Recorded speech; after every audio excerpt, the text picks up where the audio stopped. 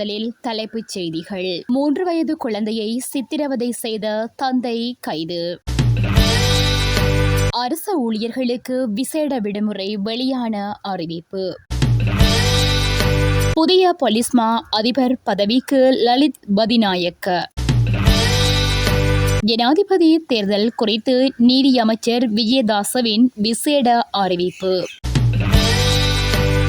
ஐரோப்பா செல்வதற்கான முயற்சிகளில் ஈடுபட்டிருந்த படகு கவிழ்ந்ததில் 150க்கும் அதிகமானவர்கள் மாயம். குழந்தையை கொடூரமாக தாக்கிய தந்தையொருவர் எல்பிட்டிய போலீசாரால் கைது செய்யப்பட்டுள்ளார். நேற்றிரவு எல்பிட்டிய போலீஸ் பிரிவிற்குட்பட்ட அனுருத்கம ஹரந்தினிய பிரதேசத்தில் 3 வயது 6 மாத ஆண் குழந்தையொன்று கொடூரமாக நடத்தப்படுவதாக 118 என்ற அவசர தொலைபேசி இலக்கத்திற்கு கிடைத்த தகவலின் அடிப்படையில் விசாரணைகள் ஆரம்பிக்கப்பட்டுள்ளன. அதன்படி ஹரந்தினிய அனுருத்தகம பிரதேசத்தில் வசிக்கும் 24 வயதினையுடைய சமையல்காரர் ஒருவரை எல்பிட்டிய போலீஸ் நிலைய அதிகாரிகள் கைது செய்துள்ளனர்.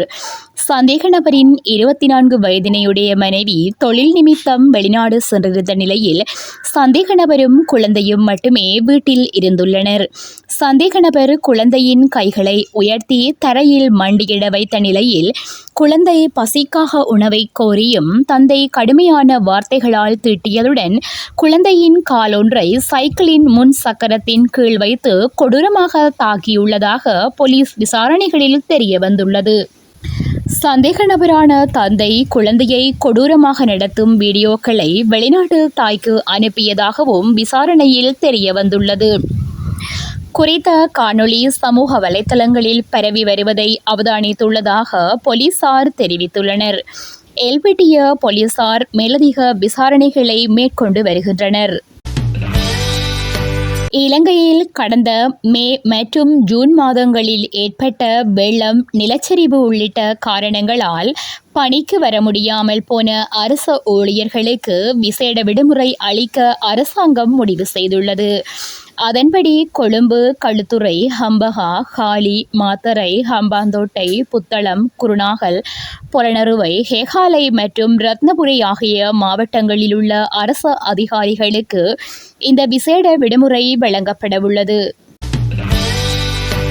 வெற்றிடமான பொலிஸ்மா அதிபர் பதவிக்கு மத்திய மாகாணங்களுக்கு பொறுப்பான சிரேஷ்ட பிரதி பொலிஸ்மா அதிபர் லலித் பதிநாயக்க நியமிக்கப்படவுள்ளதாக போலீஸ் வட்டாரங்கள் தெரிவிக்கின்றன. தேசபந்து தென்னக்கோன் தொடர்பான உயர்நீதிமன்ற உத்தரவு காரணமாக பதவி நீக்கப்பட்ட நிலையில் லலித் பதிநாயக்க காவல்துறையின் அடுத்த உயர் அதிகாரியாக கருதப்படுகிறார். ஈஸ்டர் ஞாயிறு தாக்குதல் தொடர்பாக சிரேஷ்ட பிரதி பொலிஸ்மா அதிபர் லலித் பதிநாயக்கவுக்கு எதிராக சுமத்தப்பட்ட குற்றச்சாட்டுகளில் இருந்து தேசிய போலீஸ் ஆணைக்குழுவினால் நியமிக்கப்பட்ட நீதிபதிகள் குழு அவரை அண்மையில் விடுதலை செய்தது. இதுகுறித்து போலீஸ் ஆணைக்குழுவும் போலீஸ் தலைமையகத்திற்கு உத்தியோகபூர்வமாக அறிவித்துள்ளதாக கூறப்படுகிறது. 2024ஆம் ஆண்டு ஜனாதிபதி தேர்தலில் தானும் போட்டியிட உள்ளதாக நீதி அமைச்சர் விஜயதாச ராஜபக்ஷ தெரிவித்துள்ளார். விசேட ஊடக சந்திப்பில் கலந்து கொண்டு உரையாற்றிய போதே அவர் இதனை குறிப்பிட்டுள்ளார். மக்கள் கூட்டணியின் சார்பில் வேட்பாளராக களமிறங்குவதாகவும் சின்னத்தை பின்னர் அறிவிப்பதாகவும் விஜயதாச கூறியுள்ளார். இலங்கையினதும் இலங்கை மக்களினதும் வெற்றியை முன்னிறுத்தியே எதிர்வரும் ஜனாதிபதி தேர்தலில் வேட்பாளராக களமிறங்குவதாக மேலும் குறிப்பிட்டுள்ளார்.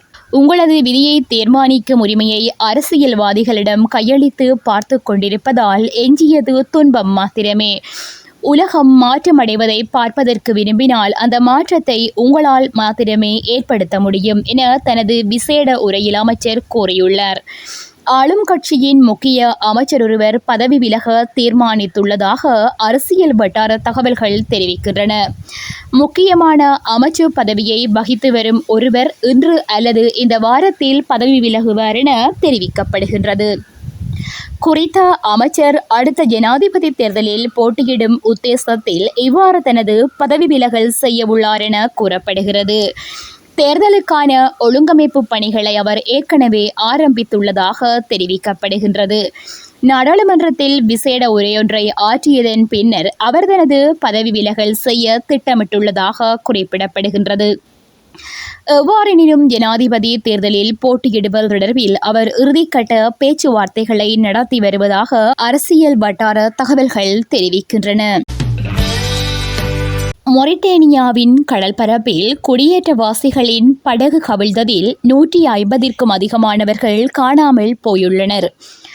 ஐரோப்பாவிற்கு செல்வதற்கான முயற்சிகளில் ஈடுபட்டிருந்த குடியேற்றவாசிகளின் படகே கவிழ்ந்துள்ளது என IMOM தெரிவித்துள்ளது.